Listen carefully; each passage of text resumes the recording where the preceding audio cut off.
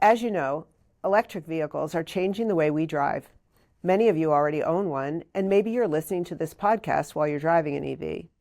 Well, in today's episode, I'm joined by Sarah Martin, President of Honeywell's Sensing and Safety Technologies business, to talk about one of the small but powerful products that you may not realize is critical for electric vehicles, now and in the future.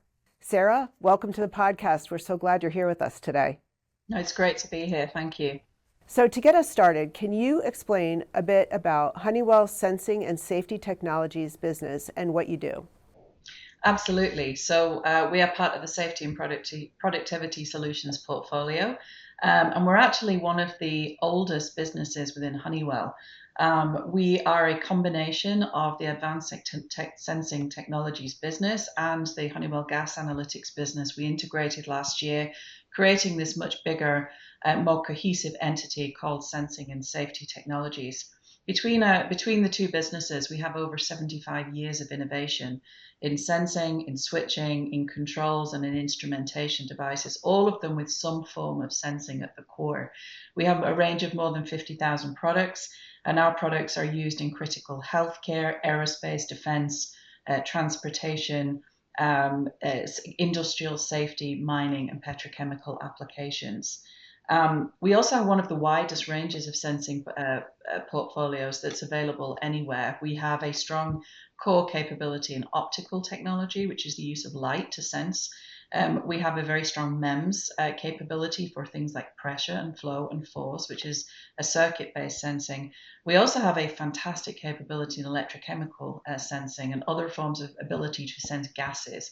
That's where a toxic gas, flammable gas, anything that really helps to keep people safe within the mining, petrochemical, and general industrial or semiconductor fabrication space. So it's a very, very exciting place to be. The sensor market's very healthy. The opportunity is strong and growing, and there's somewhat a revolution in sensing as a real means of being able to advance many of the macro trends that we're seeing today. What an exciting and broad array of products and solutions. Can you explain to me and to our audience just a little bit about why this is so important to what Honeywell does in the offerings that we have, and maybe a little on what's on the horizon for your business? Sure. So one of the great important things about sensing is that sensing is an enabler, a facilitator of many of the macro trends that we're seeing today. And we are we're not the only sensing business within Honeywell, but we are the largest, most comprehensive sensing portfolio. One of the most important macro trends that we know is important to Honeywell across the business, and important, frankly, to all businesses and all markets, is sustainability. And within that, electrification and this kind of energy transition that we're seeing as we move to more hydrogen or other forms of clean energy economies. The use of sensing within that space to detect, to keep people safe, to be able to help the rollout of more advanced technologies is absolutely critical. And one of the best examples, the most relatable examples, is within the electric vehicle space, particularly the lithium ion, but not exclusively the lithium ion electric vehicle space. Yeah, so speaking of electrification and EVs, we know they're becoming more popular, and more drivers are planning to switch to EVs in the near future. What are some of the biggest challenges to overcome as we accelerate adoption around EV? There's a number, and just to give some kind of relative size to what we think is going to happen, by 2030, it's projected there'll be more than 26 million electric vehicles on the roads in the US alone.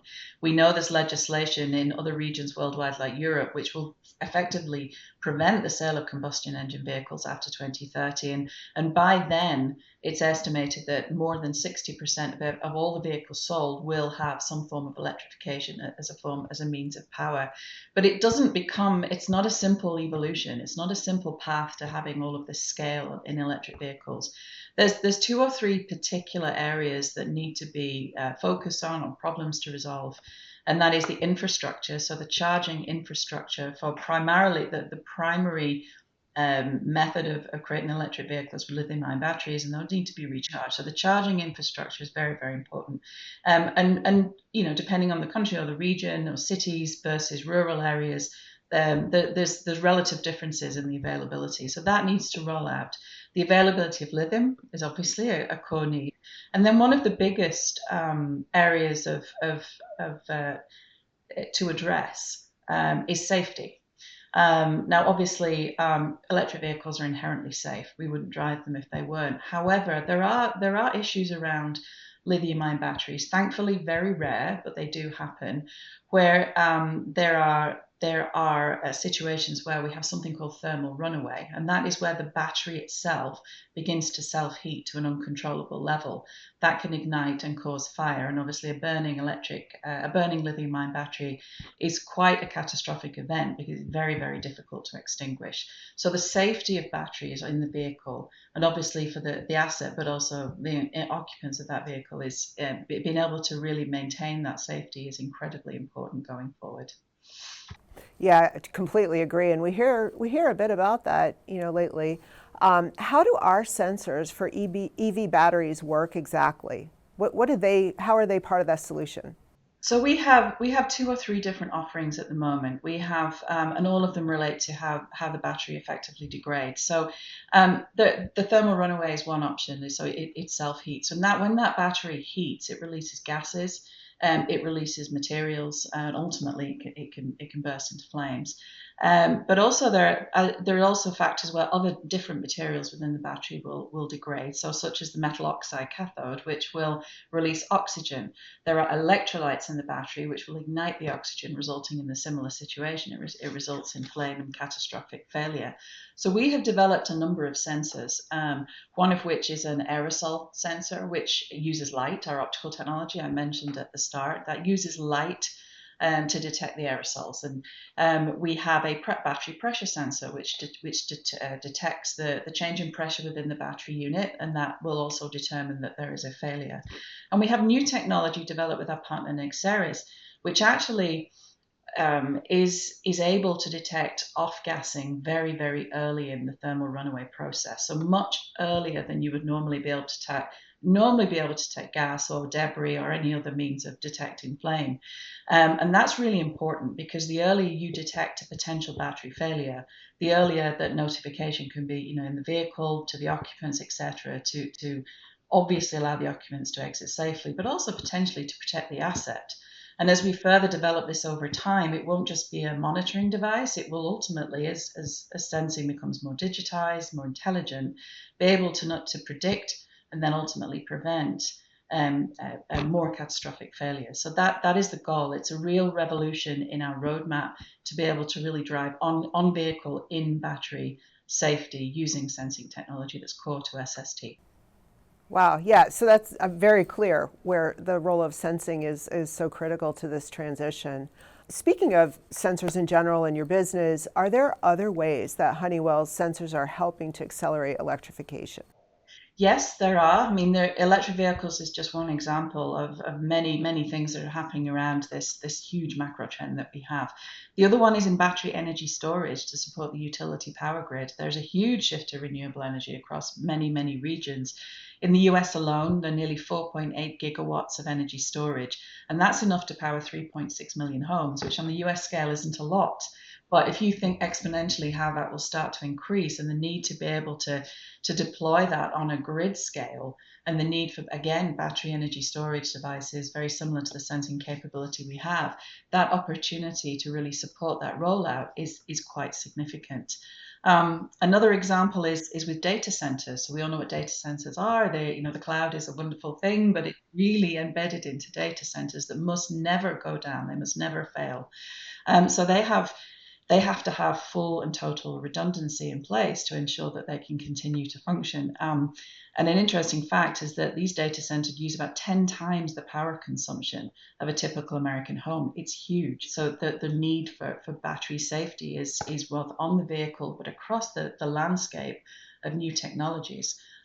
We're also developing hydrogen sensing capability. It is much more likely that hydrogen fuel cells will be used to power heavier duty vehicles in construction, in agriculture. Just the nature of lithium ion versus hydrogen fuel cells renders hydrogen much more likely as a solution. Again, hydrogen is something you need to have inherent safety around, and so part of our developing portfolio will help to resolve those issues. Yeah, that's impressive. What an exciting time to be a part of your business and really helping to drive this energy transition. On that note, what advice do you have for future engineers who might be interested in the technologies that you talked about today? I think the first thing is absolutely spot on, thinking this is somewhere to grow and develop a career. We are really at the beginning of this type of technology. The way the world is powered is changing, and it's changing faster than at any time in decades, if not longer. And so to drive a career in energy transition, whether it's within vehicle technology, whether it's building technology or anything else, modes of transportation, absolutely a great place to really develop and be at the heart of something that will drive complete transformation in how we all live our lives. It's fantastic. I think it's important that they gain as much experience as possible with businesses or with within this space. Honeywell offers a great intern program, for example, as do many others. Be super curious about everything. These are not while there are a lot of solutions out there within this space, there's so much still developing and evolving that the rate of technology change is going to be vast. So be super curious about what's going on and new forms of really driving electrification will happen consistently over the next years. And the one thing that drives my team in this, and I've noticed it here more than almost anything else we do, and it's a sense of real purpose about why this is important. Our aspect is safety. We want to use our sensing technology and our instrumentation capability to keep people safe, to allow people to go home at night safely. And so that sense of purpose resides across my team. And I have some of the best technologists, I think, personally available to me. And it's that sense of purpose that we're doing something for good that really drives their desire to push further, to push faster, to deliver solutions to customers and really solve new problems. And solving new problems is what we all enjoy doing.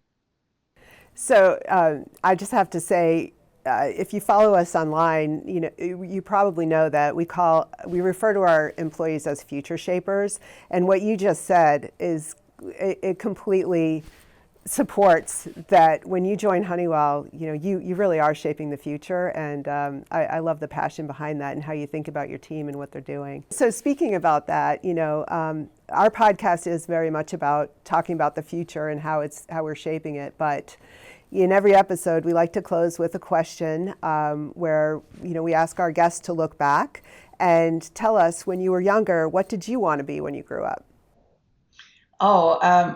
I'd love to say I really wanted to run a business. At that point, I didn't. I didn't really know what business was. My burning desire when I was at school, when I was younger at school, was to be a school principal, which is absolutely nothing to do with what I do in real terms. But it was the thing I really wanted to be. I come from a family of teachers, so I think it was somewhat expected, and it was somewhat what I was exposed to. But big change from what I started out doing to what I'm doing now. But I don't regret it for a minute.